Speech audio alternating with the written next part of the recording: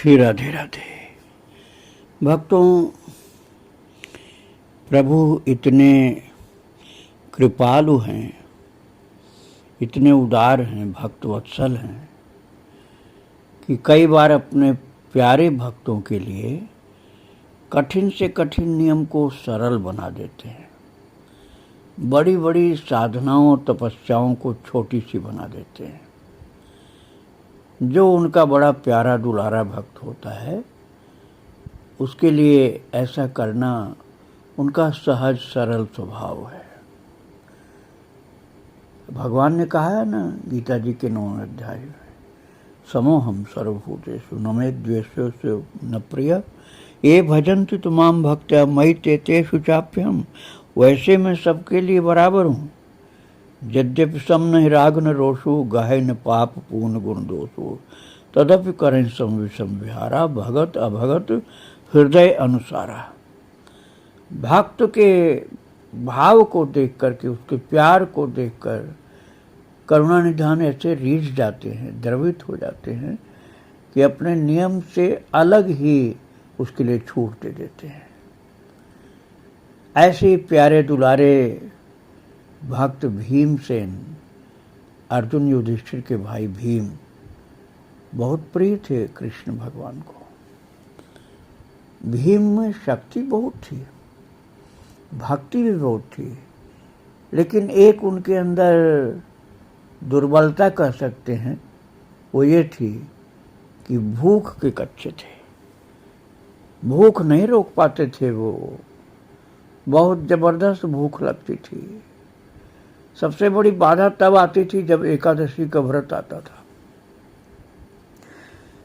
तो एक दिन उन्होंने कह दिया भगवान कृष्ण से कि प्रभु मेरे बस का नहीं है ये सब व्रत करना, एकादशी। अरे एक एकादशी हो साल में तो मैं कर भी लूँ, 26 एकादशी कहाँ तक मैं व्रत कर पाऊंगा। अब आप चाहते हो कि मैं व्रत करूं एकादशी को, तो एक एकादशी बता दो, साल भर में एक एकादशी, और उसमें जैसे कहोगे वैसा ही मैं कर लूँगा। तो भगवान ने कहा निर्जल करना पड़ेगा, पर तुम्हारे ही नाम से उस एकादशी को भीमसेन एकादशी मैं बता देता हूँ। ज्येष्ठ मास की शुक्ल पक्ष की एकादशी, भीमसेन एकादशी, जिसको निर्जल एकादशी व्रत कहा जाता है। प्रभु ने कहा भीमसेन, ये साल भर में एक ही बार एकादशी आएगी, ज्येष्ठ की शुक्ल पक्ष की एकादशी, ये तुम्हारे नाम से ही भीमसेनी एकादशी कही जाएगी। बस व्रत तुम्हें निर्जल करना होगा, कुछ खाना भी नहीं, कुछ पीना भी नहीं, यहाँ तक कि पानी भी नहीं पीना।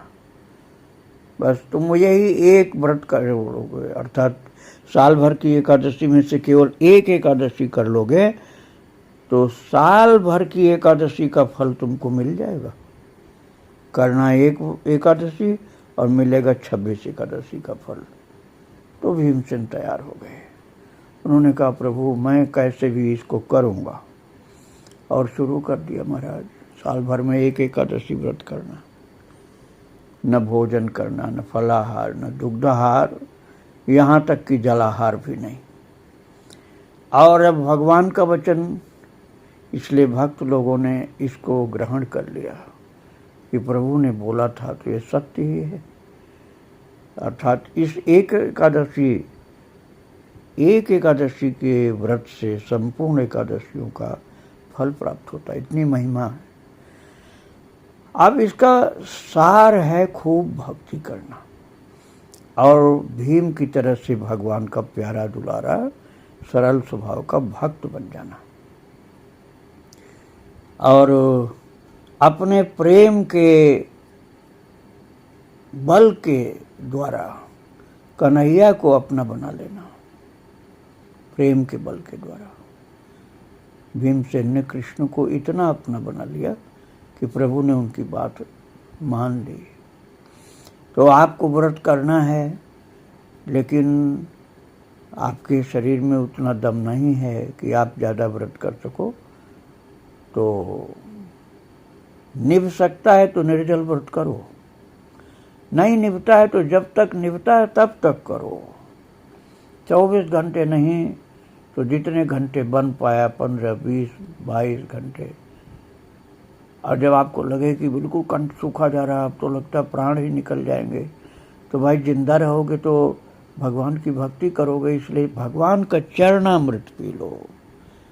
जब आपको बिल्कुल लगे कि अब तो हालत खराब हो गई, गला सूख गया, तब आप भगवान का, शालिग्राम भगवान का, लड्डू गोपाल का चरणामृत पी लो। तो वो चरणामृत कोई साधारण पानी थोड़े होता है। चरणामृत पीने से आपका व्रत नहीं टूटेगा। और यदि आपका निभ जाता है बिना कुछ खाए पिए तो मत पियो चरणामृत, पारण करना तब चरणामृत पीना। लेकिन शरीर में शक्ति नहीं है इतनी कि आप निर्जल व्रत कर सको, तो चरणामृत पान करने से व्रत आपका खंडित नहीं होगा। आप चरणामृत पी लेना। ये ध्यान रखना कि व्रत में सार होता है भगवान की भक्ति, अर्थात प्रभु का ध्यान, भजन, जप, इसका महत्व ज़्यादा है।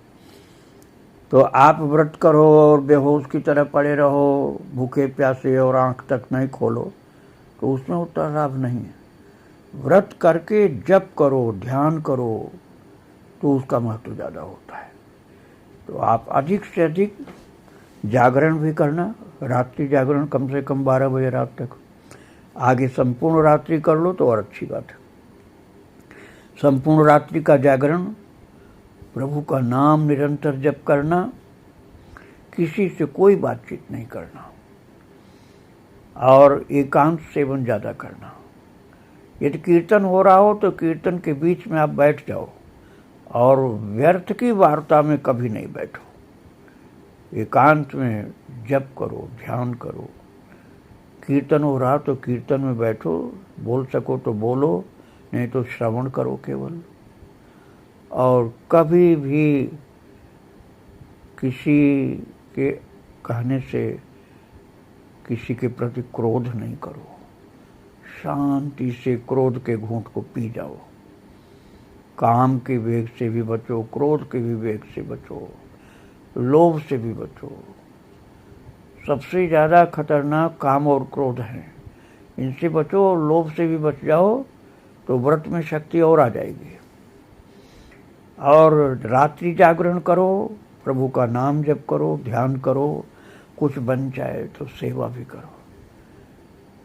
समापन जब करो व्रत का, अर्थात पारण करो, तो पहले खाने नहीं लग जाओ, किसी को खिलाओ। कोई नहीं मिले तो गाय को खिला दो, गौ माता को कुछ खिला दो। मिल जाता है कोई तो संत को, भक्त को, जो बन सके, जो खिला सको अधिक से अधिक खिलाओ। कुछ दक्षिणा भी दे दो प्रेम से। नहीं कोई मिलता है तो उनके लिए निकाल दो, अपने गुरु के लिए, संत के लिए, भक्त के लिए, मंदिर के लिए, गौ माता के लिए कुछ हिस्सा, कुछ रुपए पैसे, कुछ खाने की चीज़ निकाल कर रख दो। उसके बाद भगवान का भोग प्रसाद, जो भोग आपने लगाया वो ग्रहण करो। वो भी सबको बांटने के बाद, भगवान को भोग लगाने के बाद प्रसाद वितरण करके भक्त भुक्ता वशिष्ठ प्रसाद को ग्रहण करो। हरिनाम संकीर्तन, हरिनाम जप का बहुत महत्व है निर्जला एकादशी, भीमसेनी एकादशी में। इसलिए इसकी अवज्ञा, उपेक्षा नहीं करना। जप भी करना है, व्रत भी करना, केवल व्रत नहीं, व्रत भी करो, जप, ध्यान, पूजा, सेवा, सुमिरन सब करो, तब आपको फल ज़्यादा मिलेगा। पाठ करना है तो जोर जोर से पाठ मत करो। जैसे गीता पाठ करना है या मानस पाठ करना है तो चिल्ला चिल्ला के मत करो, नहीं तो प्यास लग जाएगी, थक भी जाओगे। बहुत धीमी आवाज़ में पाठ करो। चाहो तो मानसिक पाठ भी कर सकते हो, ऐसे धीमी आवाज़ में करो तो ज़्यादा अच्छा है। कुछ सेवा का भाव भी होना चाहिए। सेवा का इतना महत्व है कि व्रत की महिमा और बढ़ जाती है, भजन से महिमा बढ़ जाती है। तो सेवा, सुमिरन, भजन, ध्यान, पूजन, जागरण, इन सबसे अपने व्रत की महिमा बढ़ाओ। निर्जल व्रत, भीमसेन को भी याद कर लो, भीमसेन की भक्ति को भी याद कर लो, जिसके द्वारा कन्हैया रीझ करके उनके नाम से एकादशी कर दी है, भीमसेनी एकादशी। तो वो इस बार 6 जून को पड़ रही है, 3 दिन बाद। अर्थात 6 जून को। अब हर साल तारीख तो वही नहीं रहती, तिथि वही रहती है। तो जब भी ये निर्जला एकादशी, भीमसेनी एकादशी पड़ती है तो इसकी महिमा को याद करके खूब भजन ध्यान पूजन करते हुए व्रत करो। जैसा निभ जाए वैसा करो।